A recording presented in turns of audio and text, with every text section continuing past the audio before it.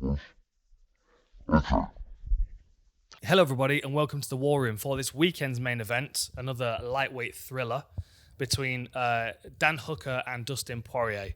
I mean, this is one of those kind of fights that's just a dream matchup because there's not really a way that this could be a boring fight. The way that these guys fight, what they're trying to prove when they're in the octagon, very much is going to deliver in this one. I don't see any reason why it can't. So both of these fighters have got two different modes of fighting. It really depends on their opponent. If Dustin Poirier is fighting someone who he respects the power of, he tends to be more strategic. He takes his time a bit more. He tends to set up his attacks a little bit more. The point of difference I'll give you is if you watch him when he fights Eddie Alvarez or Justin Gaethje, he's far more kind of like he kind of tempts. He like feints and tempts them to throw first because he knows he could get cracked with one shot and be put to sleep. Whereas when he fought Max Holloway, I just don't feel like he thought the same risk was, in front of him. With the Max Holloway fight, he started very, very quickly, tried to blast him out of the water. And I think part of that is to try and establish dominance on a person that's stepping up in weight class, and also knowing that Max Holloway is a builder. His first round is his weakest round, and then he gets better as the fight goes on. And I think Poirier thought to himself, if I jump on him early, if I get out the gate early, I can probably do enough damage, stamp my authority on that fight before he starts to gather any kind of momentum. If you kind of play with Holloway in the first round, then he starts to read you and set you up. Whereas if you attack him, you can put him on the back foot. And Poirier did a great job in that fight. On the flip side, if you watch the way he fought Eddie Alvarez or Justin Gaethje, he respects their power. So he was far more cautious the way he was finding his way in. Like he kind of bounces on his front leg a lot to try and get them to throw. And then once they've thrown a shot, then he can find his way in. If you watch the way that Dan Hooker fought Paul Felder as opposed to the way he fought Edson Barbosa, they're, again, very different approaches. So against Paul Felder, he knew that Felder was going to try and push forward, try and get into range and try and tie box him. So he moved, he was on his toes, he was laterally moving, he was chopping up that lead leg of Paul Felder and then just tagging him with long range shots as he was moving through distance. That is the smartest way to approach this fight. Unfortunately, if they both approach this fight in the smart way, then we're going to have two fighters that don't want to give chase. It might be a bit of a kind of, feeling out process until one of them gets frustrated and starts wading forward. The Dan Hooker that I think of when I think of Dan Hooker is the one that fought Barbosa. But that is not a typical Dan Hooker fight because he was pushing forward because he was fighting Edson Barbosa. And it's kind of the lesser of two evils when you're fighting Barbosa. Like, okay, you can grapple with the guy, but he's got good takedown defense. He's got good submissions and scrambling back to his feet. If you're fighting Edson Barbosa on the feet, you've got kicking and punching to deal with. So, which one do you choose?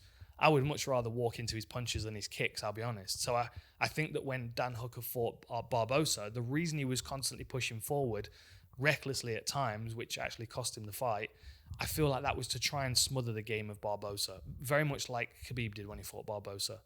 So I know I've kind of gone off on a couple of tangents immediately, but if you think of both of these fighters and the way that they approach fights, we have to expect both sides from them. If Poirier respects the power of Dan Hooker, then he's going to be more cautious when he's moving into range. If he feels like Dan Hooker's a featherweight coming up to lightweight, that he can, jump on him and establish that dominance, then he's going to be very aggressive in that first round. With Dan Hooker, it would be foolish of him to just walk forward and start trying to get into a firefight with Dustin Poirier. I'm not saying that he's not going to do that, and I think it's less risky to do that against Dustin Poirier than it is against Edson Barbosa. For me, Barbosa's got a whole range of techniques that he can throw at you, so you've pushed forward on him to try and smother the more dangerous techniques. With Dustin Poirier, he's really a headhunter. He's most of his strikes are aimed at the head. Very, very rarely does he look down the body for other targets. When he's approaching a fight in a more calm way, a more strategic way, like when he's fighting a power puncher like Eddie Alvarez or Gaethje, then he does tend to jab and work the lead leg and move a little more.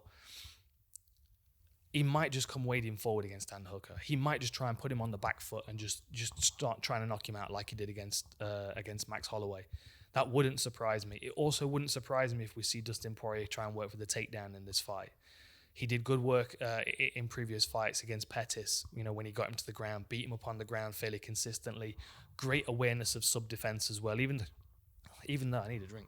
Even though he was in a couple of really deep triangles in that fight. There were times in that fight where he looked like he could have potentially, let the fight slip away from him.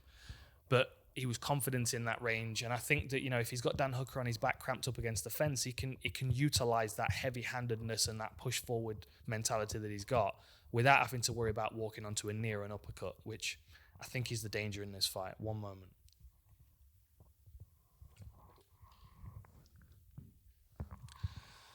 Okay. Dustin Poirier against Max Holloway. The reason I want to focus on this fight is because I think there are some parallels. One being the way that Max Holloway fights. He's a long-range fighter that tends to throw lots of different variety shots, kicks, punches.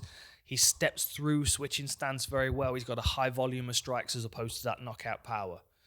I know Dan Hooker's got finishes in the first round, but I think it's much more down to the fact that he's an accurate puncher as opposed to a power puncher. So I feel like Dustin Poirier is going to feel like he's going to be able to take some of those shots, which leads me to believe he's going to take more risks. In the Max Holloway fight, it seemed very much like he didn't think Holloway could hurt him. So in that first round, he went out there to try and get the stoppage early, try and get him damaged or slow him down or whatever. But if I look at the stats from that fight, so Dustin Poirier landed 178 significant strikes in that fight, 153 to the head. So let me break that down. He landed 18 shots to the body and 7 to the legs. And of all the shots he landed, 13 were in the clinch. So, you're looking at the most, at the least 140 strikes at range aimed at the head, which is almost his entire arsenal, what it was aimed at his opponent. The breakdown is 85% to the head, 10% to the body, and then the rest legs. 92% at distance. I expect him to have that kind of fight against Hooker. And there are certain things that happen with Dustin Poirier's style when he uses this approach. When he's calm, when he's respective of their punching power, he's very good at stepping through, switching his stance. He uses his straight punches very well. He does chop at that lead leg very well. As soon as he starts getting drawn into a fight and he starts to try and look for that knockout punch, he does this thing with his body which I call ramping. And the only way I can liken it to something is, say if you're pushing a car, right? If you're pushing a car, you don't stand upright and just push with your arms. You lean into it, you push with your whole body, you dig in, you push your feet back behind you. Same thing if you're pushing an individual. If you have somebody stand and drive into you now and you push them with your weight, you'll find you can get much more of a drive if you move your feet back behind you. That's why I call it ramping, because if you look at the way that Dustin Poirier stands when he's throwing his power punches, his head is always over where his feet are. He's always relying on the landing of the shots to stop him falling forward. So if I'm Dan Hooker and I'm thinking, right, I've got to deal with this very aggressive Dustin Poirier, I'm expecting someone with a torso that's leaning towards me like that he's going to be falling onto my shot. So I'm thinking knees up the center and I'm thinking uppercuts up the center. I'm also thinking that I can feint him and draw him off balance as well if he's being overly aggressive. Obviously, there are benefits in why Dustin Poirier fights like this. The reason is because you can generate more power into your punches. If you walk up to a punch bag and you punch it full force, you want to swing at that bag with everything you've got and drive that punch around. And this is why when it comes to head hunting, he tends to abandon the straight punches and go for hooks, because then he's got that drive from one side to the other where he can really swing the punch through. Again, though, it's the ramping of his body that there's a vulnerability there as well as a benefit. Okay, takedown, ground and pound, sub-defense against Pettis. I'm going to reinforce that because I do feel like Dustin Poirier, especially if he's under attack like he was in the later rounds of the Holloway fight, you're going to hear whoever's in his corner, most likely Mike Brown, going to be shouting level change, get a takedown. He's got good wrestling, he's got good ground and pound, he's a black belt in Brazilian Jiu-Jitsu. Not necessarily like he's going to use the submission attacks, but certainly with the awareness.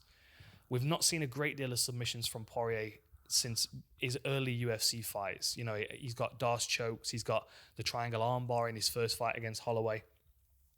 He does have submissions, but the likelihood of him trying to chase a submission, I think he's rare in this fight. I think he's going to be more interested in putting a beating on him and not expending energy trying to chase something that might not come about. Same goes for Dan Hooker. I don't think he's going to try and pursue a grappling match in this fight. I think he feels like he's got the natural attributes, the reach and the height advantage, as well as what his team's doing at the moment. I mean, they're establishing themselves as some of the best strikers in the sport. So I think he wants to follow suit, and I think he wants to put a striking clinic on someone like Poirier. I also, as good as Poirier is, he's stayed fairly consistent, and he's not really added a great deal to his game. So there are predictabilities to Poirier's game which can be exploited, and I feel like someone like Dan Hooker, who's constantly learning new things and working off teammates that are also evolving at a very fast pace, the likes of obviously Izzy and Kai Kara France and all the other guys in that gym, I feel like he's gonna have more to offer in this fight. Okay, let me quick have a look through this. Ramping. Knees up the center. I mean, I'm kind of getting there as far as my notes go. If you Poirier, so let's just define the smart game plans for both. If you Poirier, you're going to look at using your jab and your low kick. Dan Hooker is very front leg heavy. He does like to tempt you to throw. He does like to drop his weight onto his front leg. So an intelligent Poirier that's not really interested in getting into a firefight can certainly start to wear on that leg. And we saw in the Felder fight that you can slow Dan Hooker down if you invest well.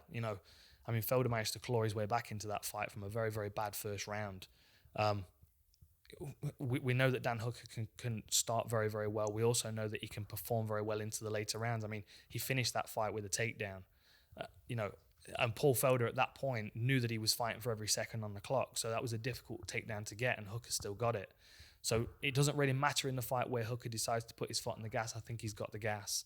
I think Poirier can be discouraged. I think you can start to break his confidence a little bit, and that does make him act more emotionally. One example I'll use is in the Khabib fight. There were two opportunities for Poirier to almost finish that fight. There was the guillotine, and there was the punch that he landed. I don't remember whether it was a right hand or not. Maybe a straight left. Anyway, there was a shot that landed on Khabib, and you saw Khabib may have been hurt in that moment. Certainly Poirier got the feeling that he was hurt. Just like he felt like he was close. That sounds like the Amazon delivery guy. Just like he felt like he was close on the guillotine. On those two occasions, he went all or nothing. He threw everything that he could at it, and sometimes that backfires. With a guy like Dan Hooker, if you might catch him reeling and he starts to rock back a little bit, you go chasing after him, there might well be a near and uppercut waiting to meet you. So Poirier's got to be the more intelligent fighter. He's got to be the veteran in this fight. Dan Hooker, for me, he's that new school approach to mixed martial arts where you realize that not every punch has to be a killer. Poirier still steps in, throwing 90% power into every punch of his combination. You don't see that with Hooker. Hooker picks and pokes and finds his way into the game. And this, for me, is a much more new school way of approaching fights, where you can have impact with a 20-30% punch if it's placed right. Let me just quick jump onto UFC stats, because they're very evenly matched as far as the stats go. I mean, obviously, as you would expect, Poirier's got a slight experience advantage, but not a lot. I mean, we're talking 3 or 4 fights. Average fight time's almost identical. I mean, we're like 8 seconds in it. Like 9:41 for Poirier against 9:53 for Hooker. It doesn't really paint a great picture as far as how they're different. Height and reach is going to be different, of course. Dan Hooker's got the height and reach advantage. It's only an advantage if he uses it as an advantage, though, and he doesn't do that by trying to stand on Poirier's front foot. So it's all about how he uses the reach. Now I sprayed myself with water. I did it intentionally to make the Raptors laugh. Strikes landed per minute, fairly even. Poirier slightly higher. I would say that's probably because he gets into flurries and he really starts to throw. A lot of those strikes may be landing on gloves and guards and stuff. I don't really count that stat too much. It's about accuracy that is important for me. And there's 4% in it again. Even down to the takedown accuracy and defense. For the advantage that Poirier's got in the takedown accuracy, Dan Hooker's got the advantage in takedown defense. So again, they're kind of nullifying each other out, which is why I expect this to be predominantly a grappling match, a striking match. If it does end up on the ground, I feel very much like it will be Poirier because he's under pressure and he's level changed to try and cramp Dan Hooker up against the fence and rain some punches and elbows down. I think that's about everything. I mean, there are so many different facets to cover in this one. So many different ways for this to play out. But ultimately, both of these guys, they've got, heavy output, heavy firefighting kind of guys. They're not strategic in many ways. They're not going to try and hide from the fight in any way. They're not going to try and clinch and avoid taking shots. If they feel like they can land one good shot and take two in the process, then both of these guys are going to do that. I also expect to see developments, but honestly, more developments from Dan Hooker just because of the environment in his gym at the moment. And also the fact that I feel like he's in a fresher place of his career, whereas Poirier, he's had that title shot. It didn't work out. It's more about holding ground in the division for Poirier, whereas for Dan Hooker, there's still that anticipation of I'm getting somewhere, I'm making progress. There's only so many times you can hit your head on the ceiling and come back down again before you start to be discouraged. Poirier's been around a long time competing in this top position, whereas Dan Hooker's got that the intensity of youth behind him. So I'm excited for this one. Anyway, enjoy the fights. Catch you next time.